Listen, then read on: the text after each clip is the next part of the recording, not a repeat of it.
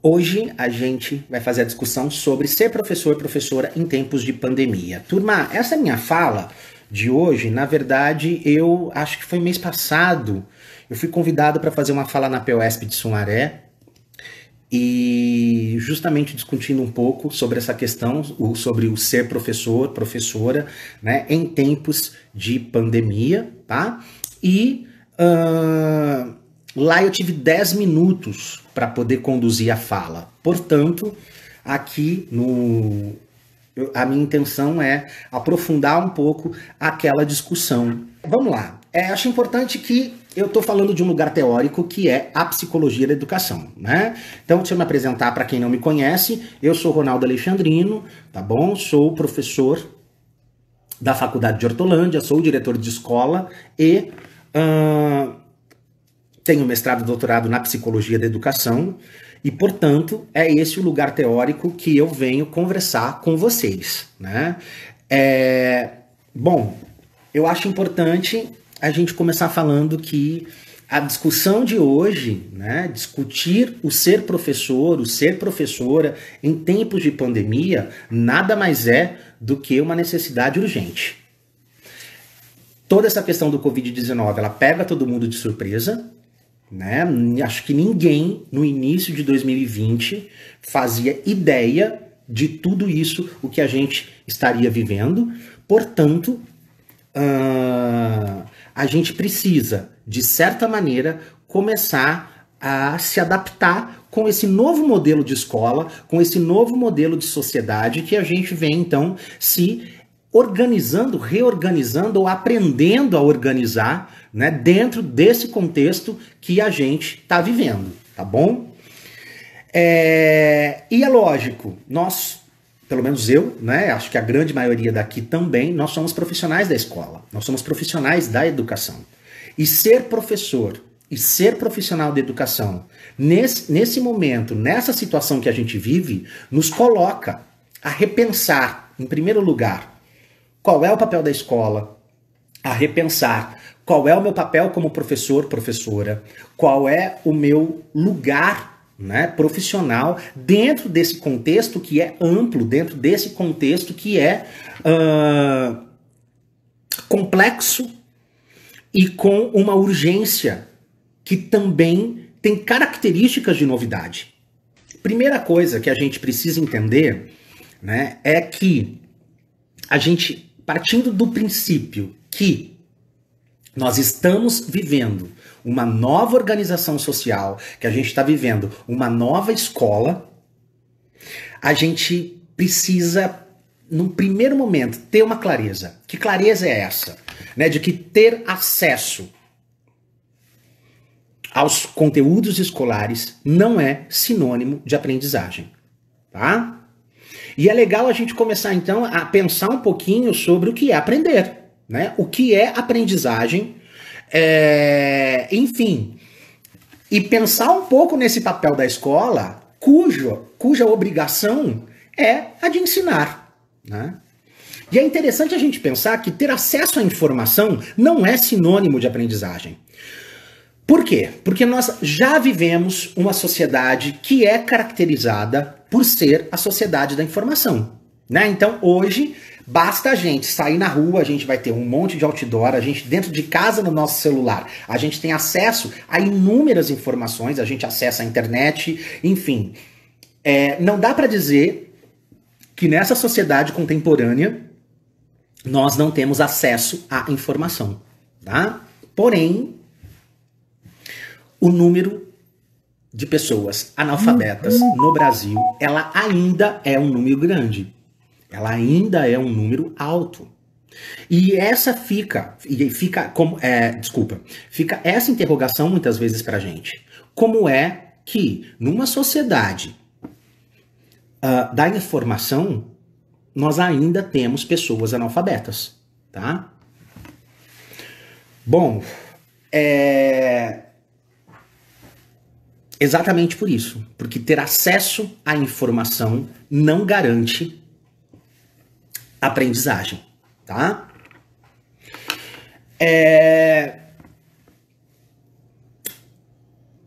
isso vai me fazendo a pensar também sobre qual é o papel, qual é a função da escola, né? É interessante primeiro a gente pensar que quando a gente fala de escola, o que vem na nossa cabeça é o modelo de escola que nós temos. E esse modelo de escola é o modelo presencial, tá? Mas em si, a gente pode dizer que a escola ela tem um papel fundamental, que é o de ser um espaço, o de ser um locus, né, de aprendizagem da cultura. Né? E o que é que eu estou entendendo aqui por cultura no âmbito escolar? Né? É o espaço em que os alunos e alunas vão aprender os conhecimentos produzidos pela humanidade ao longo da sua história. Né? A gente vai aprender, quando a gente é criança, a ler, a escrever, a entrar em contato com as várias habilidades, com as várias competências. A gente vai aprender os conteúdos escolares mínimos. Esses conteúdos vão se tornando cada vez mais complexos, né? Até que a gente termina um ciclo escolar aí de conteúdos até o 9º ano. Na sequência a gente vai para o ensino médio, em que a gente vai olhar para essas áreas de conhecimento novamente de uma maneira muito mais aprofundada, porém o ensino médio ele já tem uma característica de projetar a gente para um ensino superior, ou o de garantir que a gente tem um aprofundamento mínimo, né, de alguns conhecimentos para que a gente possa ser inserido na vida social e, por sua vez, no mercado de trabalho. Quando a gente vai para o ensino superior, né, além da gente estar se formando profissional em algo, né, a gente também faz o quê? A gente tem acesso a tudo aquilo que foi produzido na nossa sociedade. Né? Vamos lembrar que a cultura ela também extrapola o lugar do conteúdo escolar. Né? Porque senão a gente está falando aqui de uma escola exageradamente conteudista. Né? A escola ela é o lugar também da gente aprender a cultura social, as relações humanas. A gente vai aprender dentro da escola todo um arcabouço de produção cultural que foi produzido ao longo da história da humanidade. Né? Esse é o papel da escola. Né? É isso que a gente faz dentro da escola. A gente aprende a ser alguém no mundo. Né? E esse alguém ele é carregado por todo um contexto de produção cultural. Tá? Agora, se eu disse lá no começo da minha fala, né, que ter acesso à educação não é sinônimo de aprender, isso nos leva a pensar, então, a seguinte questão: como é que eu aprendo? Tá? E o que é aprender? E aí, isso vai me levar para o Vygotsky. Vygotsky é um autor da psicologia da educação, tá bom? Que vai, em algum momento da sua obra, nos afirmar que não existe cognição sem afeto. O Vygotsky ele vai dizer pra gente que não existe cognição sem afeto. Né? O que isso significa? Né? A gente não aprende sem uma relação que é afetiva. O Vygotsky está dizendo pra gente que a gente só aprende quando a gente tem o outro. E quem é esse outro? Né? Isso é importante a gente entender. Esse outro, ele é a família. Esse outro, ele é o colega da escola. Esse outro, ele é a minha comunidade. Esse outro, ele é o lugar social que eu vivo. Mas no ambiente escolar, esse outro, ele é fundamentalmente o professor. Tá? E esse momento de pandemia que a gente está vivendo, ele está fazendo o que com a gente? Ele está tirando de nós o outro. Né? Ele está tirando tanto a figura do professor quanto a figura do amigo da escola. Né? A gente está se limitando muitas vezes nessas nossas relações sociais por não poder estar junto. Portanto, a gente pode dizer que a aprendizagem dos alunos e das alunas, ela por si, ela já está prejudicada. Porque a gente está convivendo nesse momento com a ausência do outro. E é interessante a gente pensar nessas questões, né? Porque o outro virou um outro virtual. Isso daria uma outra fala, né? Para a gente pensar esse lugar do outro, né, no ambiente virtual. Porque, querendo ou não, por exemplo, nesse momento, nós estamos nos relacionando, tá? E a gente pode pensar, sim, em possibilidades virtuais, né, para entender esse lugar da presença do outro. Porém, tem algo mais forte nisso, quando a gente vai falar do outro. Não é apenas a presença que garante a aprendizagem, mas o vínculo, tá? Afeto, então, é uma relação que eu crio com o outro. E eu crio quando eu me vinculo, tá? E é interessante a gente pensar um pouquinho sobre essa noção de vínculo, tá bom? Porque se vincular a alguém não é algo que acontece de uma maneira rápida, de uma maneira tranquila, de uma maneira fácil e acessível, né? As relações de vínculo, elas, por sua vez, elas demandam um tempo para que elas ocorram. Né? Pode ver que quando a gente está no ensino presencial, a gente vai de segunda a sexta-feira para a escola. Né? É interessante que a gente fale também que se vincular ao outro está relacionado com uma situação, digamos assim, que é de importar-se com, né? Eu só me vinculo quando me importo com. No caso, o professor ele precisa se vincular porque ele se importa com a aprendizagem do seu aluno e da sua aluna, né? É importante que o professor tenha clareza que ele precisa garantir que o seu aluno, a sua aluna aprenda, né? O principal motivo desse vínculo está aí.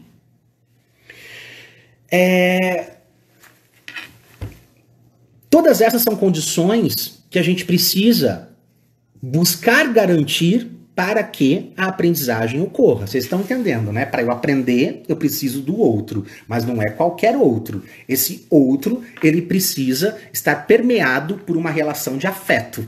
E essa relação de afeto, ela só existe quando existe vínculo, tá? Vamos lembrar que o afeto, eu sempre falo isso para as alunas em aula, afeto não é babar ovo na cabeça de criança, não, né? Tem gente que fala que trabalha com afetividade. Quando eu ouço isso, eu fico pensando, como será que é trabalhar com afetividade?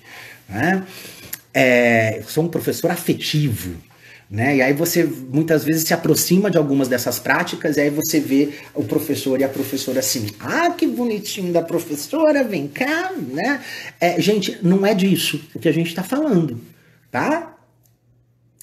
As práticas afetivas, elas envolvem emoções, tá? Elas envolvem emoções. E as emoções não são sempre boas.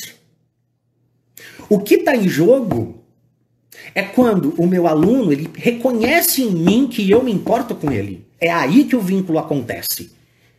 Eu sempre costumo dizer que falar não é uma demonstração de afeto. Né? A gente não trabalha com afetividade apenas quando a gente fala sim. Né? A afetividade ela não está vinculada com o fato de você ser carinhoso. Você pode ser carinhoso, não tem problema. Mas não é o fato de você ser carinhoso que garante uma prática afetiva na escola. As crianças reconhecem isso, os nossos alunos reconhecem isso. Tá? Elas sabem o professor que é compromissado e que tem firmeza, né, das suas práticas escolares. E tudo isso que está em jogo quando a gente vai falar sobre vínculo e, por sua vez, sobre afeto. Então vamos lembrar, a escola é um lugar da cultura, né? A escola ela tem como papel, então, perpetuar e produzir cultura, né? Para que a gente aprenda, a gente precisa do outro, não há aprendizagem sem o outro, certo? Porém, esse outro, a gente precisa se vincular a ele, né? A gente tem que reconhecer nesse outro um lugar de importância. E é desse vínculo que surgem as práticas afetivas, tá? Lembrando que a afetividade envolve emoções, né? O não é importante numa relação de vínculo, tá? E é nessa relação de vínculo que a mediação acontece, tá? O que é mediar? Mediar é estar entre, é literalmente estar no meio, tá? Quem faz a mediação para que eu aprenda? Qualquer um com quem eu me relacione, né? Então, sei lá, esse final de semana eu estive... É um exemplo isso, tá, gente? No final de semana, por exemplo, eu estive com a minha avó. Eu não estive porque a gente tá em pandemia, tadinha da minha avó, tô morrendo de saudade dela. Mas eu estive com a minha avó. E num bate-papo com a minha avó lá, ela me ensina algo, né? Quem faz esse papel de mediação aí é a minha avó comigo. Então a mediação, ela tá sempre nas relações humanas. Porém, na escola, o responsável pela mediação é a figura do professor, da professora. Né? A gente não pode esquecer que existe uma situação escolar que ela está pronta, que ela está dada ali. Né? E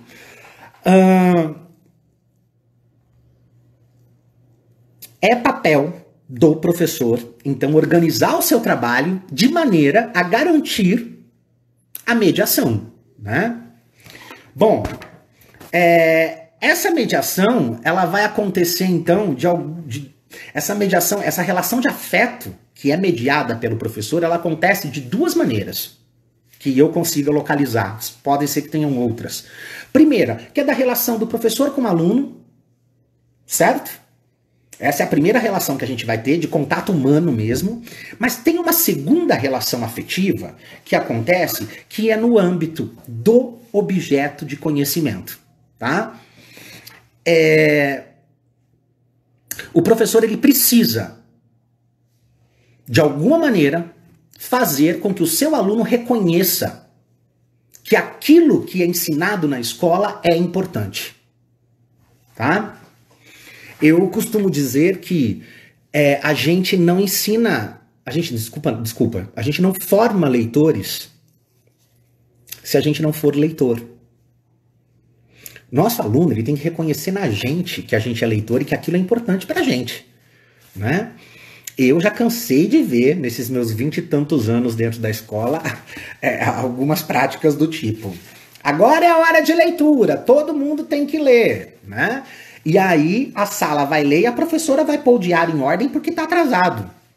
Então, assim, como é que você faz seu aluno reconhecer a importância da leitura se no momento da leitura você não lê?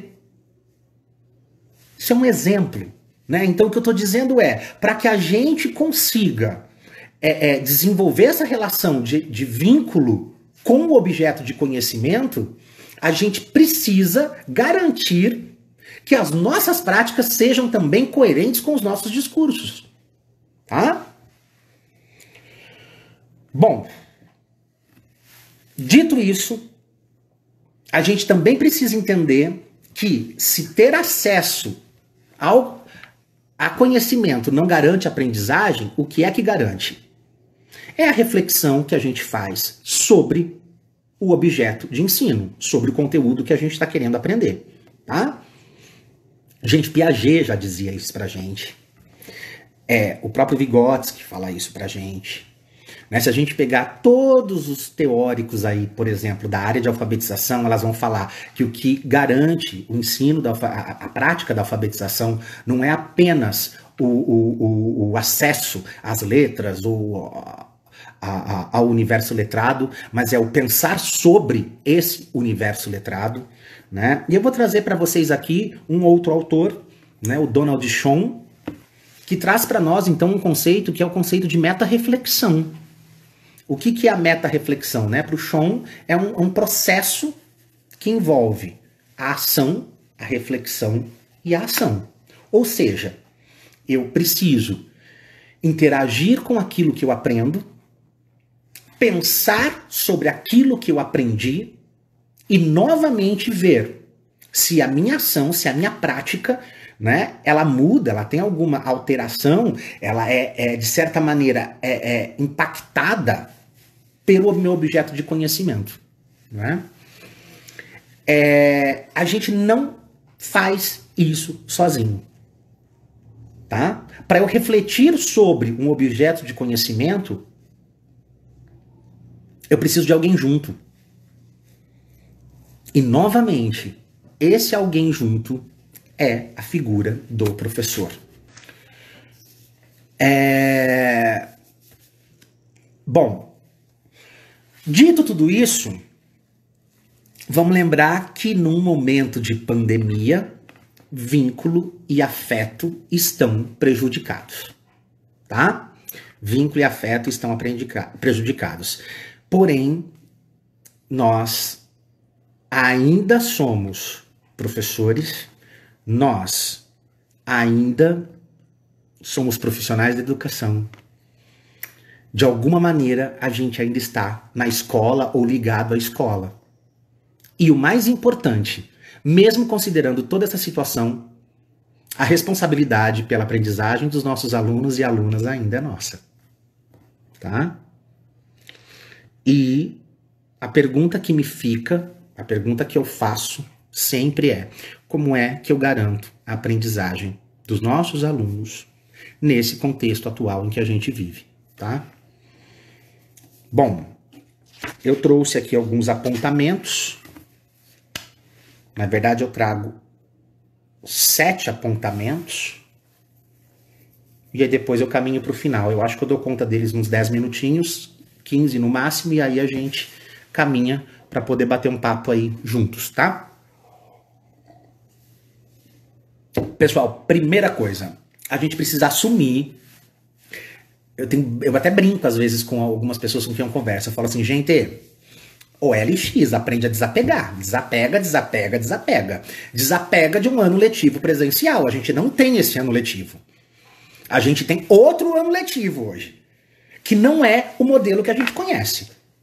Então, assim, primeira coisa que a gente precisa fazer é assumir para nós que a gente não tem um ano letivo presencial. Eu ainda, ao conversar com as pessoas ainda estão a todo momento projetando um modelo de escola que é o modelo que a gente teve até fevereiro, comecinho de março. Esse modelo acabou nesse momento. E eu vou até um pouquinho mais longe. Eu não sei se esse modelo volta mesmo pós-pandemia. Eu acho que a escola muda. Eu acho que a escola se reorganiza de novo. Tá? Então, assim, o que a gente precisa ter clareza é, a gente não tem o mesmo ano letivo que a gente teve. A gente precisa pensar. Desapega, Antônia Romão. Ela tá falando, isso dói, mas desapega. Né? A gente precisa assumir que a gente está vivendo outro ano letivo. Tá? É outro ano. E quando eu tô falando assumir, não é um assumir sozinho. Todas as esferas precisam assumir isso. Desde o poder público, passando pela escola, chegando nas famílias. Tá? Não é só eu. É óbvio que eu tô aqui dialogando com a grande maioria de professores, ou profissionais da educação, ou que querem ser professores. Mas assumir isso é para todo mundo. A gente tem que assumir que a gente não tem um ano letivo presencial. A gente está vivendo hoje uma outra escola. E essa escola é nova, essa escola a gente não conhece. Tá? A gente está construindo ela nesse momento. Tá? Bom, outra coisa. Nesse momento, a gente tem vivido ausências de políticas públicas para a pandemia. Tá? E eu tô falando que essas ausências de políticas públicas, elas acontecem no âmbito federal. Bom, olha, gente, de verdade, eu tenho até vergonha de falar do âmbito federal aqui. Né? Porque a gente sequer é representado por ministro. Então, assim, a gente não tem política pública no âmbito federal, a gente não tem política pública no âmbito estadual, e dos municípios que eu conheço, eu também vejo ausências de políticas públicas. O que eu tenho visto? Tentativas de acerto e erro. O tempo inteiro. Tá? Eu sei que é novo para todo mundo. Mas o poder público precisa, de alguma maneira, atender a essa demanda que é urgente. Né? Não dá para esperar, o tempo está correndo. A gente já está em julho, daqui 15 dias é agosto. Tá? Então, assim, eu acho que a gente tem alguns empecilhos que aí é da ordem da política pública mesmo, que são falta de acesso ao Wi-Fi, ausência de computadores ou tablets para os alunos, né? Essas ações sem planejamento, muitas vezes, do poder público, que muitas vezes parecem tentativas. Vamos tentar, vamos ver se dá certo, se der, fica, se não der, a gente muda, né? Enfim, eu não conheci até agora, se vocês conhecerem, me avisem, né? Um município ou um estado que tenha firmado uma parceria com alguma universidade que estuda ensino à distância. A gente tem inúmeros grupos dentro das universidades que são especializados no ensino à distância, que poderiam estar dando inúmeras contribuições para as secretarias de educação, e esse conhecimento produzido na universidade a gente não está usando dele. Tá? Bom, ainda falando do poder público, né? Eu acho importante a gente precisa entender que não vamos ser ingênuos, tá? Não vamos ser ingênuos. Mas existe uma lógica de dominação e de permanência no poder de alguns grupos sociais por trás de tudo isso. Né? É triste dizer isso, mas existem grupos sociais, estou falando da elite mesmo, tá? Que está aproveitando dessa situação para se manter no poder, para se manter num lugar de dominação cultural, tá? A gente não pode ser ingênuo, tá, gente? A gente não pode ser ingênuo. Eu sempre digo isso, a gente não pode ser ingênuo. E para mim isso fica muito visível, porque a gente vive atualmente um momento pré-eleição. E a escola, muitas vezes, ela é usada como palco para isso. Tá? A escola vira tudo em época de eleição. Já vira antes, quanto mais agora. Tá? A política pública, ela está preocupada realmente com a aprendizagem?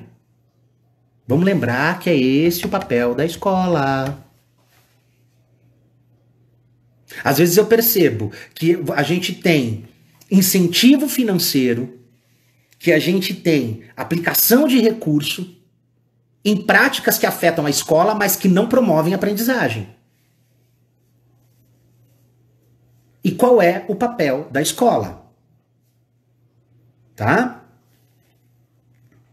Vamos lembrar, gente, que a gente só faz educação com investimento. Não tem outro jeito. Tá? Porque senão a gente cai nesse discurso errôneo de ficar buscando culpado. Né? Aí a gente fala que a culpa é da família, porque a família deveria isso, deveria aquilo, deveria isso, mas onde já se viu, a gente manda atividade para casa e ninguém faz. Gente, vamos parar de buscar culpado. É uma questão urgente? Mas é uma questão de política pública. Tá? Senão a gente vai culpar a família, a gente vai culpar professor, a gente vai culpar gestor de escola, sendo que a responsabilidade pela garantia ao acesso da aula e de dar condições para que todo professor ou profissional da educação trabalhe, ela é do Estado. Então, se tem algum culpado, é o poder público, sabe? Não vamos ficar passando pano nisso. Não dá pra gente ficar culpando família. Eu sei que aí a gente entra na internet e aí tem assim, os áudios da mãe brava no grupo do WhatsApp. Aí a gente vê aquele comediante que tem hora que eu gosto, tem hora que eu odeio, o Diogo não sei das quantas lá, que vai tirar sarro e vai brincar com tudo isso. Acho que a gente ri porque às vezes a gente se enxerga naquelas situações, mas vamos lembrar que tudo isso só existe porque há irresponsabilidade do poder público. Bom, se a gente tiver que responsabilizar alguém, é o Estado. 3, autonomia da escola pública, né? Gente, pra gente poder garantir... Eu vou chegar lá, Moniquinha. Mônica, que saudade de você. Um beijo. Aprendi muito com Mônica. Gente, a gente vive um momento em que a escola pública tem que ter autonomia. Ninguém conhece melhor a escola pública do que a própria escola pública, né? Professores, gestores, funcionários, todo mundo que está ali dentro precisa ter autonomia para trabalhar. A gente precisa sentir que o poder público, de certa maneira, confia na gente. Senão não tem sentido a gente estar ali. A gente não quer brincar de escolinha, né? A gente se profissionalizou para isso. E eu percebo que hoje em dia a gente está meio perdido, sabe? Assim, a todo momento a gente precisa ficar olhando qual é o decreto, qual é a resolução, qual é estadual, municipal, federal. A gente corre atrás de tudo isso porque, na verdade, as pessoas não... Desculpa, o poder público não deixa que a escola tenha autonomia. Tá? Então, assim, é preciso a gente brigar para que a gente tenha autonomia nas nossas ações enquanto escola, tá bom? Gente, outra coisa nessa discussão sobre a questão da garantia da aprendizagem, eu acho que esse momento de pandemia, ela explicitou a carência cultural da população, né? E por que ela explicita? Porque é a família que tem que ajudar, né? Eu já ouvi coisas do tipo... como é que eu vou ajudar o meu filho a fazer a tarefa de inglês? É um exemplo só, tá, gente? Como é que eu vou ajudar o meu filho a fazer a tarefa de inglês se eu não falo nem português direito? Né? Então, assim, a gente começa a ter explicitada a carência cultural da nossa população brasileira. Tá? Porque muitas vezes a família não consegue ajudar. E ela não consegue ajudar por quê? Porque ela também não sabe.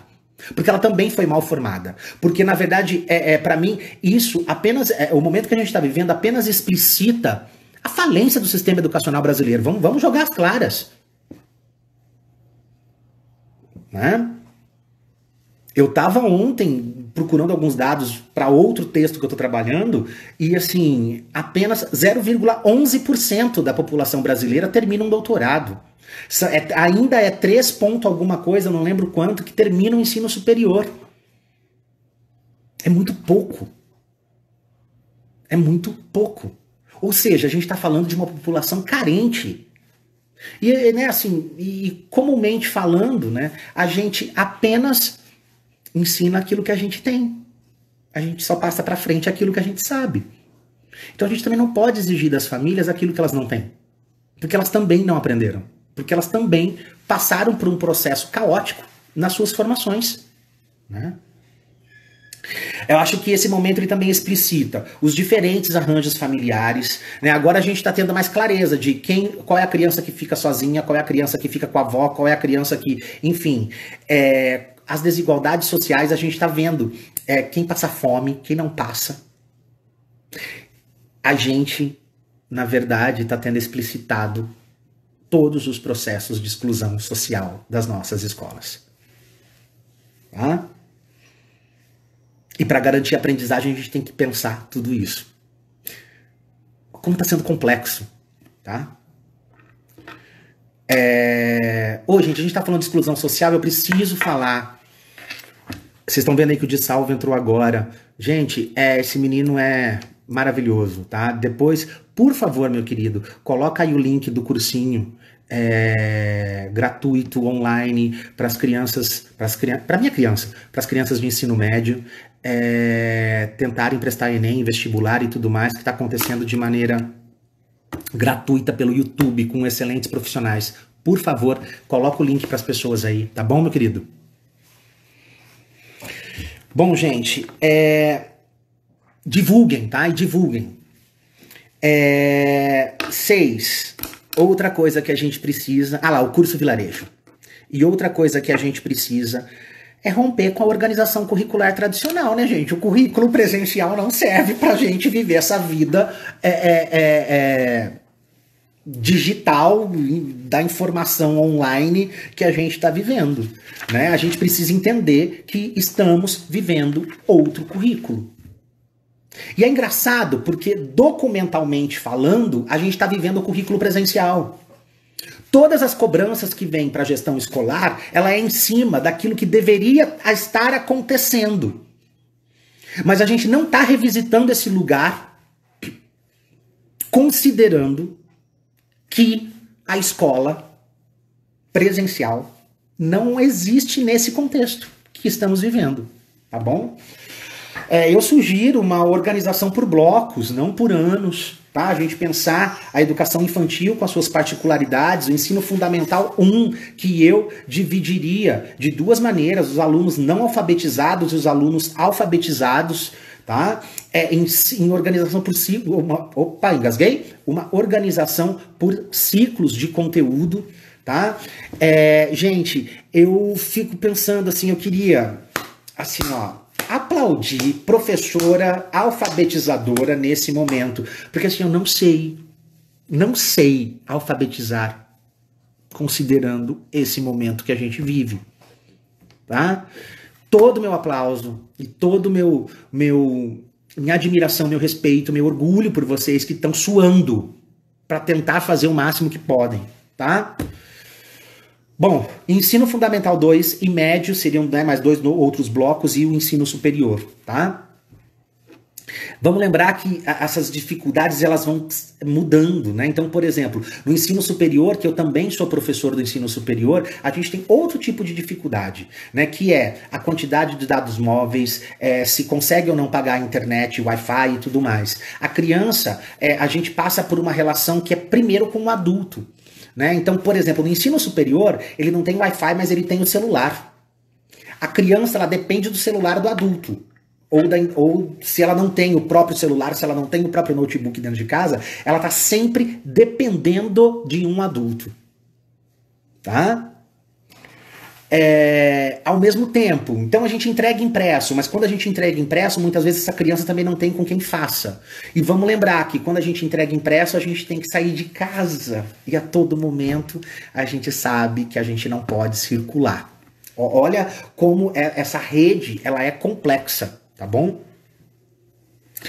E, por último, o excesso da burocracia. Gente, é algo que eu ainda não tô entendendo que tem acontecido nas escolas. Assim, por que é que tá tendo excesso burocrático, sendo que as pessoas não estão na escola? Né? São demandas burocráticas gigantescas, sem necessidade. De novo, vamos desapegar do momento presencial, porque ele não existe nesse contexto. A gente vai ter que recriar uma escola de outro jeito. Muitas vezes, é por isso que a nossa carga de trabalho tem aumentado também, porque além do contato com a criança, com o nosso aluno, a gente também tem que dar conta de demandas burocráticas que não existiam. Para que o excesso da burocracia? Como diria o nosso Raul, pluct plact zum, não vai a lugar nenhum. Vocês sabem que é uma crítica à burocracia, né? Pluct plact zum é o carimbinho, tá? Por isso o carimbador maluco, tá? Bom, para terminar, eu queria dizer que vamos caminhar para a minha conclusão, né? A gente sabe que a gente está vivendo um momento de prejuízo e a questão é como recuperar esses prejuízos, tá? Ou se a gente recupera, tá bom? Primeiro, eu queria dizer que nós hoje trabalhamos e estamos tentando fazer uma escola que tem medo. E é o medo da morte. Não é outro medo. Tá? A gente precisa pensar em como ensinar e aprender com medo. Com medo de contaminar ou ser contaminado. Tá? É uma relação hoje de aprendizagem que ela é extremamente diferente dos modelos que a gente conhece porque a gente nunca trabalhou com medo. Medo de morrer. Tá? Bom, eu também digo que a escola não vai voltar a ser a mesma mais não. Eu aposto nisso. Esse novo normal, ele não retoma na minha cabeça a escola que a gente deixou para trás em fevereiro de 2019, comecinho de março, né? Em comecinho de março de 2019. A gente está vivendo um processo muito longo, né, de criação de uma outra escola. E ela volta diferente, gente. Tá? A gente precisa, de novo eu vou bater nessa tecla, a gente só vai conseguir criar uma nova escola quando a gente romper com os modelos antigos que a gente tem. Ou a gente assume, porque a gente agora foi forçado a assumir que mudou. Né? Ou a gente assume a mudança e repensa as práticas escolares, ou possivelmente a gente não contribua para a aprendizagem dos alunos, tá bom? Eu gosto muito de pensar artisticamente quando eu falo criar uma escola nova, né? É a criação nesse lugar de... Né? É produzir uma escola nova a partir de um ato criativo, tá? E pensar esse ato criativo como uma potência artística me encanta pensar desse jeito, tá bom? Eu acho legal a gente também considerar que a sociedade sempre se transformou, tá? Não é agora que a sociedade está mudando, não. Ela sempre mudou. Foi a escola que sempre resistiu às mudanças, tá? E sim, porque a escola é uma instituição do Estado, a gente não pode esquecer disso, né? E o Estado por si, ele tem essa característica de se manter como tal, né? Mas é a escola que sempre resistiu a mudar, porque a sociedade, ela sempre mudou, tá? Eu sempre brinco com as alunas em aula, eu falo, ó, entra num consultório médico de 200 anos atrás e entra num hoje, é tudo diferente. Entra na escola de 200 anos atrás e entra na escola hoje. Algumas coisinhas mudaram, mas muito permanece o mesmo. Né? A gente, olha, uma brincadeira, né? A gente precisou, nesse momento, desapegar da lousa e do giz, olha isso. Tá? Então, assim, é a escola que sempre resistiu à mudança, porque a sociedade sempre mudou. Tá? Eu acho que esse momento, ele está mostrando pra gente que a gente precisa aprender a ressignificar as nossas práticas, né? A construir práticas docentes, outras, né? Enfim, e eu vou terminar dizendo que, apesar de tudo, o distanciamento nos aproxima. Eu acho que a gente vive uma situação dialética, né? Ao mesmo tempo que nos distancia, nos aproxima, tá, gente? Eu acho que a escola e a família também estão criando uma nova relação. Tá? Enfim, eu acho que a gente tem que aproveitar esse momento de pandemia para pensar como o distanciamento pode ser o lugar do encontro. Gente, mandem suas perguntas ou seus comentários, vamos conversar sobre o tema. Ou quem quiser bater um papo comigo, a gente abre a câmera.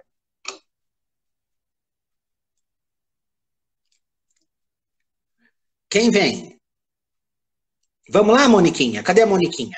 Abre a câmera comigo. Oi, Mônica. lindo. Tudo bom? Tudo na paz. Saudade de você. Você está falando sobre... Eu peguei do meio para o fim. Você está falando de fundamental, de infantil, do que você está falando? Eu estou falando em linhas gerais. A gente pode conduzir a discussão para a área que você quiser. Se apresenta para as pessoas, Mônica. Oi, turma. Sou orientadora pedagógica aqui em Campinas. Trabalho com o infantil atualmente.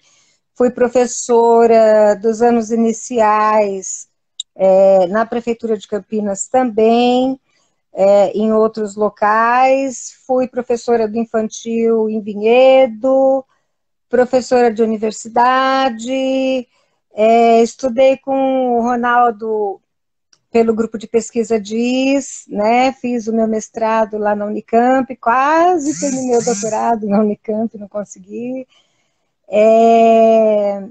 Trabalho atualmente, já tem uns 10 anos com infantil, né?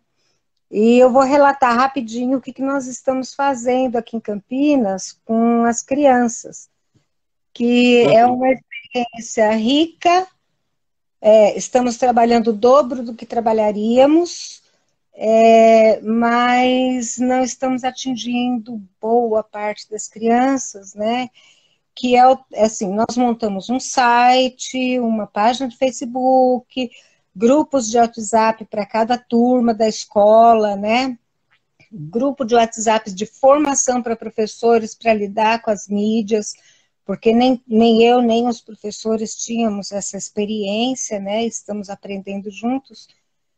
E sentimos o seguinte, aquilo que você colocou agora há pouco, que a maioria dos pais, eles não têm nem repertório e nem o tempo, porque eles trabalham e chegam à noite em casa e tem que dividir o celular com criança que está no infantil, que está no fundamental, é um único celular para a família, né? São crianças que ficam com avós, com tios.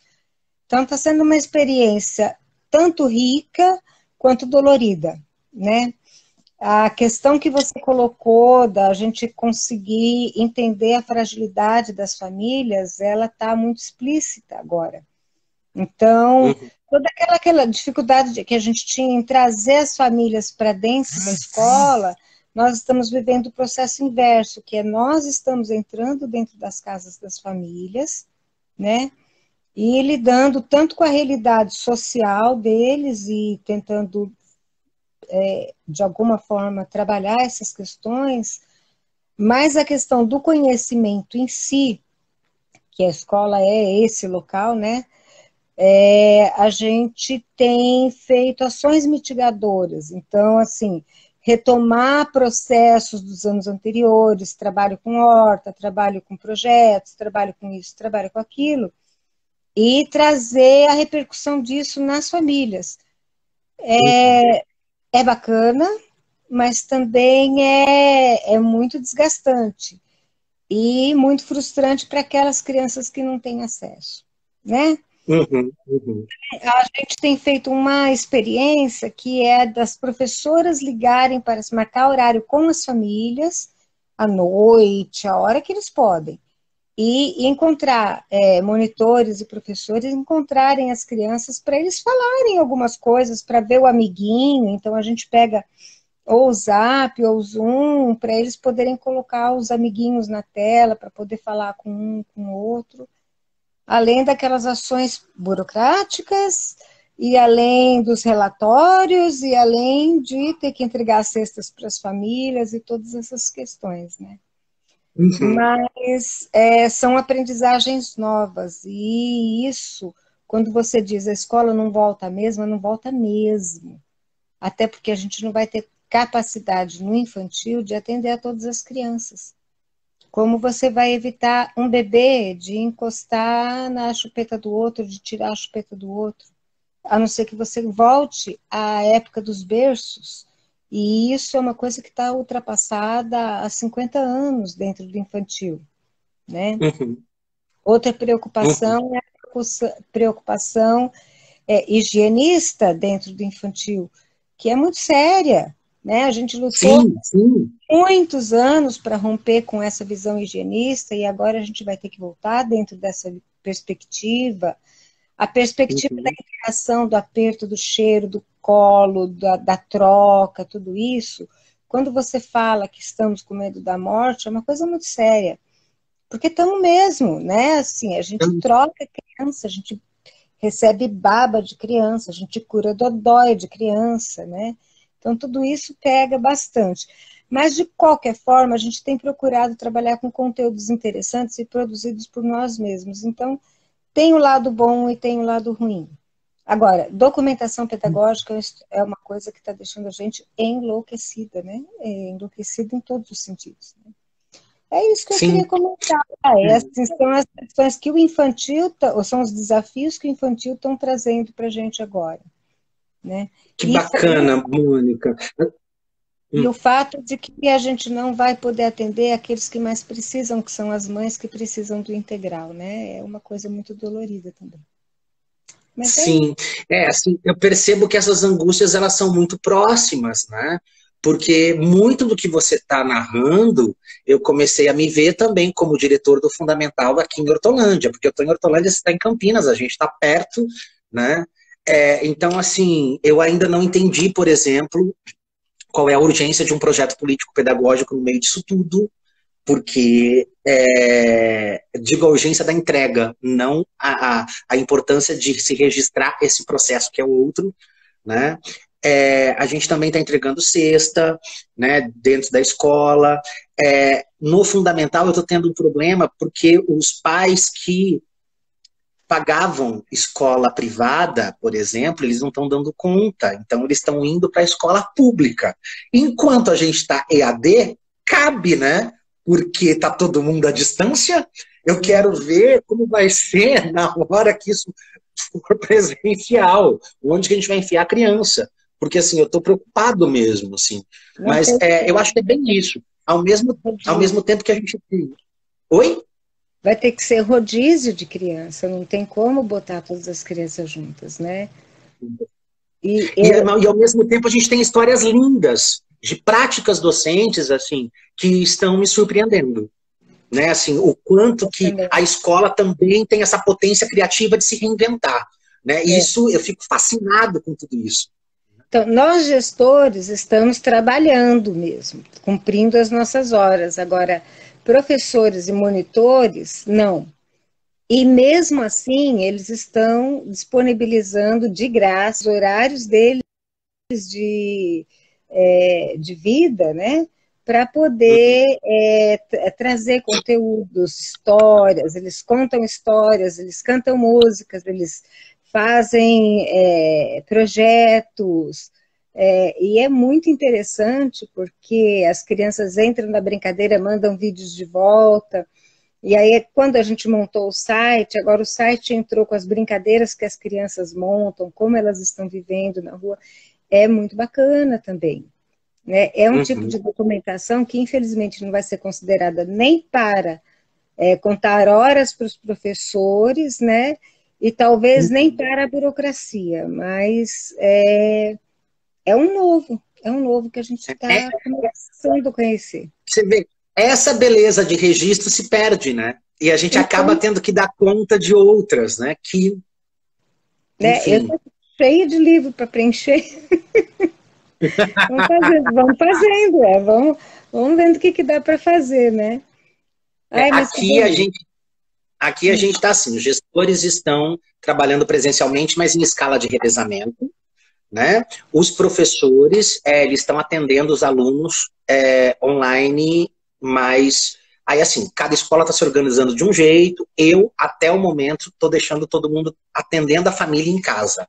Então, assim, eles estão se organizando, tem pedido para que privilegie o seu horário de trabalho, né? Então, assim, mas que a FAF busque tentar atender dentro do teu horário de trabalho as famílias, mas assim, extrapola mesmo, porque às vezes as necessidades de horário da família são outras, e assim, eu tenho um grupo muito bacana lá, que está se adaptando também, e está todo mundo aprendendo junto nisso, né? Mas vamos ver o que vai ser daqui para frente, né? Quando você fala desse novo, você usa o termo, eu não sei, é o novo viável, né, que nós vamos ter que construir. Eu falei novo normal. Novo normal, é a vida e a morte que nós vamos ter que trabalhar, e a gente não tem apoio terapêutico para isso, a gente não tem EPIs para isso. Lembra que eu brinquei com você um dia? Por que você está tão bravo, não sei o quê? No dia seguinte você me falou, eu estou trabalhando sem EPI. É meio complicado mesmo, né? Mas vamos ver. Mas depois que eu gritei na internet, chegou. Hã? Pois é. Mas é isso, querida. Eu só queria falar um oizinho para você e dar uma força Hum, aí, dar uma força para o público, para os teus alunos, para os teus professores, que isso logo passa, se Deus quiser, porque logo chega a vacina, né?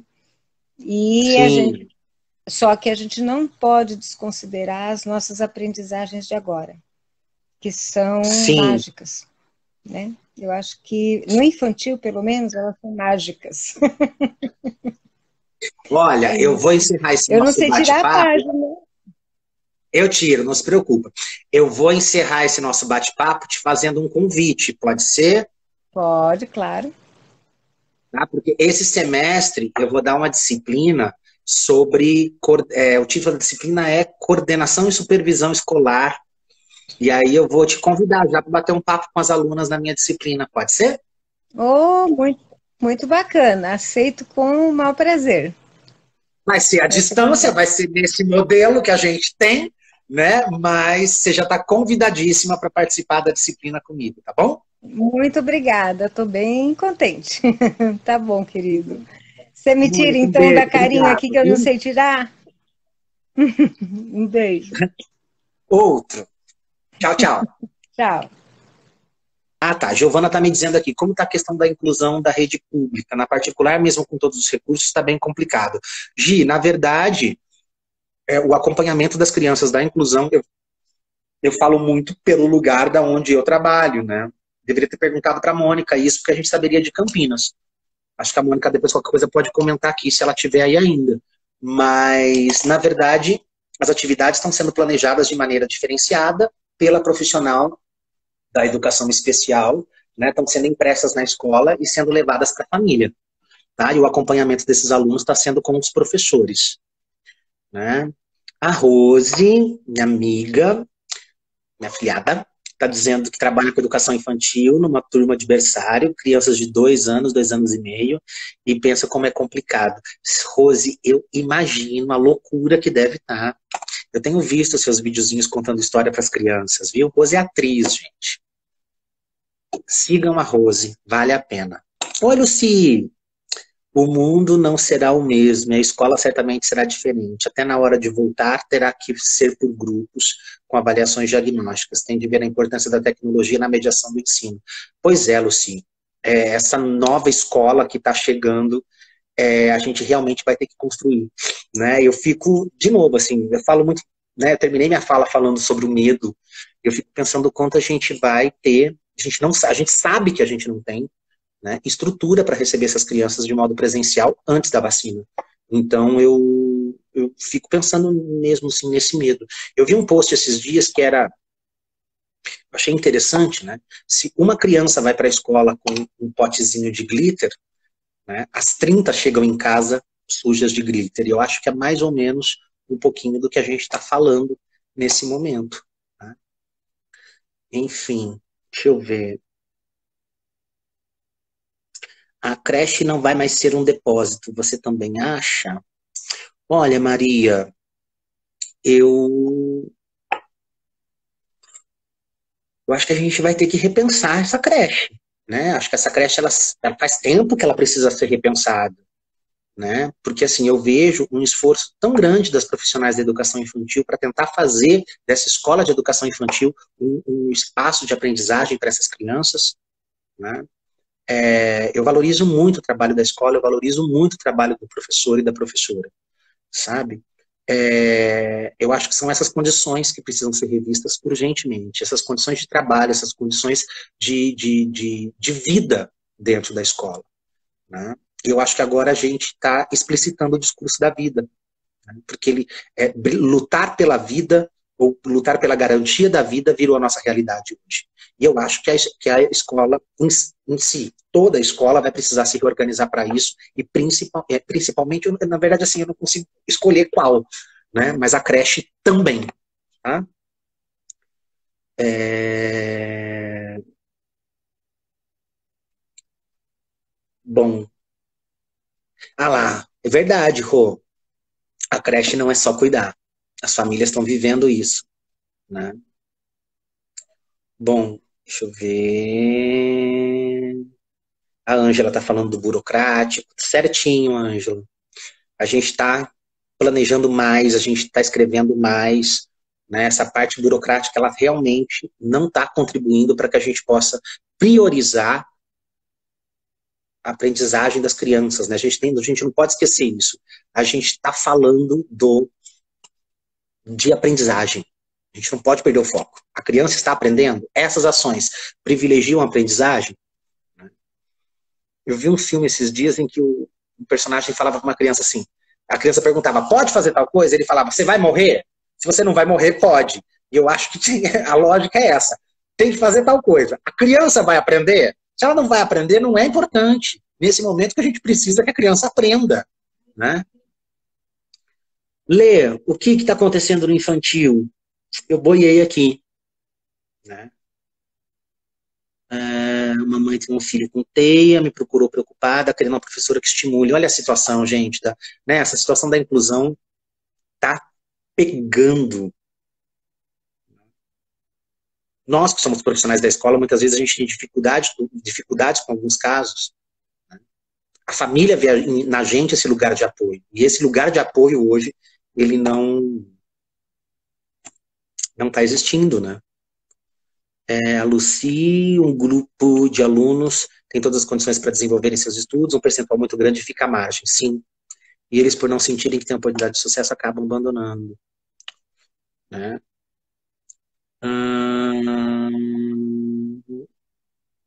De nada. Estão agradecendo pelo bate-papo.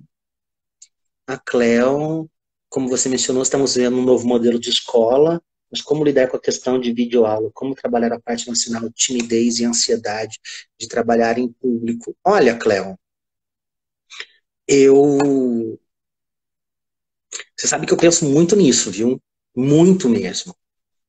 Porque não é fácil. Não é fácil. Eu estou pensando nesse professor, né? Que tem dificuldade com tudo isso. Eu vou te dizer uma coisa, Cleo, assim, vou falar muito da minha experiência. Eu, no começo, porque minha fala ela é muito dentro da minha prática como professor no ensino superior, né? E eu, apesar de não parecer, mas eu estava com vergonha também. Hoje eu acostumei, assim, eu já lido com isso naturalmente, tanto que eu estou aqui com vocês e tal.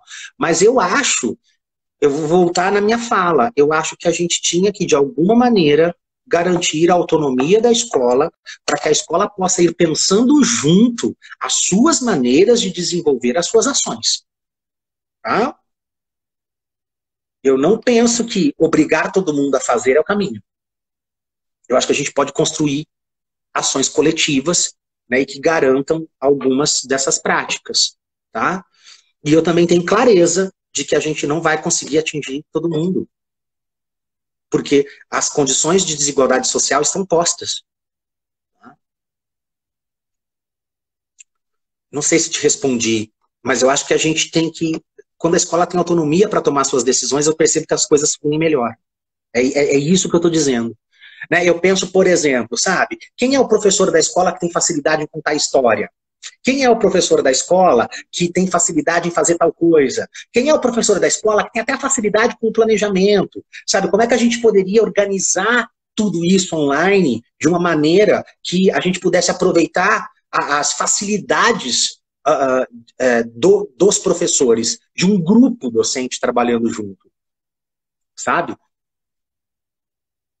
Eu acho que isso, para mim, potencializaria muito mais do que a gente obrigar as pessoas a se conectarem. Mas eu acho que eu vou voltar no discurso da autonomia da escola, tá? Eu acho que a escola tinha que pensar sobre. Eu acho que o poder público, nesses casos, eles poderiam pensar em algumas diretrizes, sabe? Então, por exemplo, a escola precisa pensar em algumas maneiras de se aproximar das crianças. Isso é uma diretriz. Deixa a escola criar isso. Deixa a escola construir isso. Eu acho que seria de um outro jeito, tá? Não sei se eu respondi. Aham. Bom, deixa eu ver se tem mais gente falando.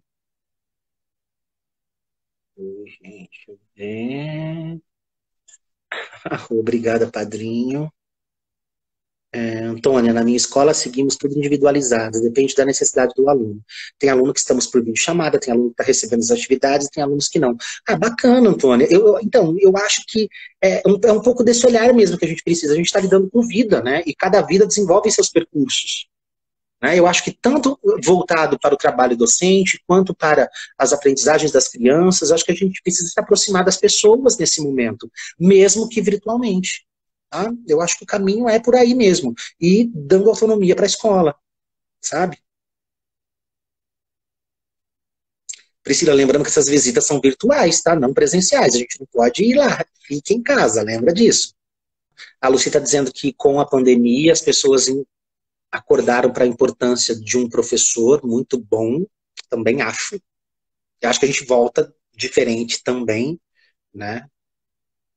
A Kátia, nossa maior preocupação é como voltará a cabecinha dessas crianças, pelo menos eu, ao preparar os vídeos de história e músicas, e para que mesmo distante o vínculo afetivo continue com eles. Concordo, Kátia.